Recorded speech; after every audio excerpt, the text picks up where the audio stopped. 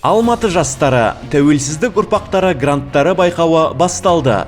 Бұл өз арманыңызды шындыққа айналдырып, өз жобаларыңызды дамыту үшін 1 миллион теңге грант алу мүмкіндігі. Байқау 2 кезеңде өтеді. Өтінімдерді жинау және талдау, сараптамалық бағалау және жеңімпаздарды анықтау. Қатысу үшін не қажет?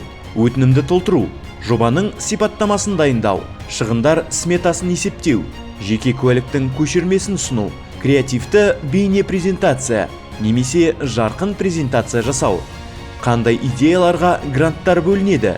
Ғылыми жобалардағы жетістіктер, жаңа мәдени бастамалар, IT саласындағы инновациялар, кәсіпкерлік шешімдер, медиа мен контентті дамыту, волонтерлік және әлеуметтік жобалар.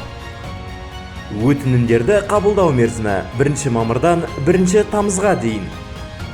Толық ақпаратты сайттан алуға болады. Байқау Алматы қаласының жастар саясаты басқармасының қолдауымен өтеді. Тарихта өз ізіңді қалдыру мүмкіндігін жіберіп алмаңыз. Қазір әрекет етіңіз.